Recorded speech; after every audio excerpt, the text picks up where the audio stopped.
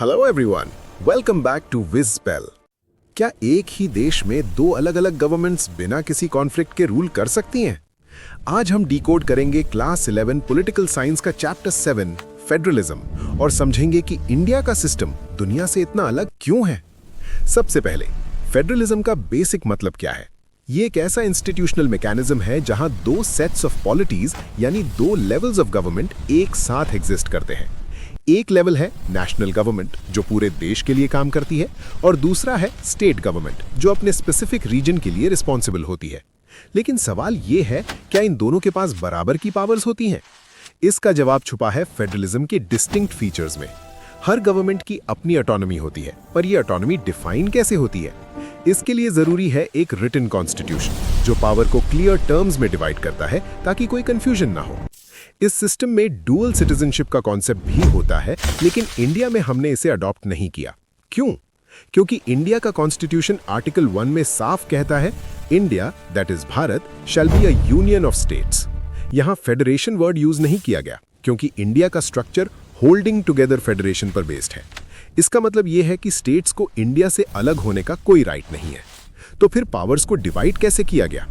हमारे कॉन्स्टिट्यूशन ने पावर्स को 3 लिस्ट्स में बांटा है।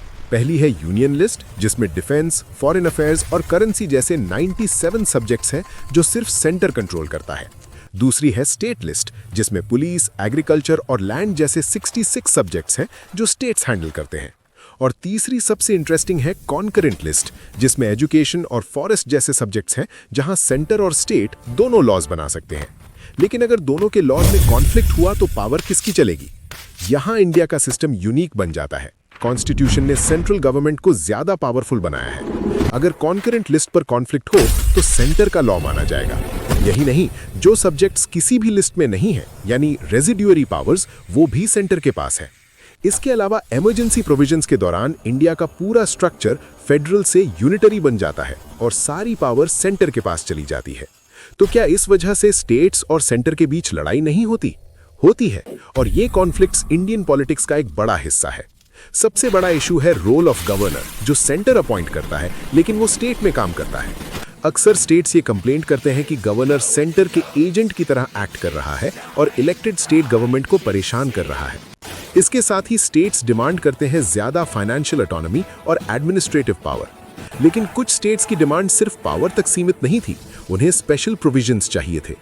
इंडिया में सभी स्टेट्स को बराबर ट्रीट नहीं किया गया है, कुछ स्टेट्स को स्पेशल स्टेटस दिया गया है। एग्जाम्पल के लिए नॉर्थ ईस्टर्न स्टेट्स जैसे नागालैंड और मिजोरम को अपनी कल्चर और हिस्ट्री प्रोटेक्ट करने के लिए आर्टिकल 371 के अंडर स्पेशल पावर्स मिली हैं।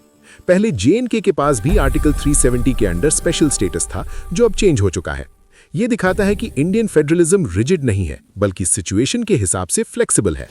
तो कंक्लूजन ये है कि इंडिया एक यूनियन ऑफ स्टेट्स है जहां सेंटर स्ट्रांग है ताकि देश की यूनिटी बनी रहे, लेकिन स्टेट्स के पास भी अपनी पहचान है। इस चैप्टर के बारे में आपका क्या व्यू है? क्या स्टेट्स को और पावर मिलनी चाहिए? कमेंट सेक्शन में बताएं।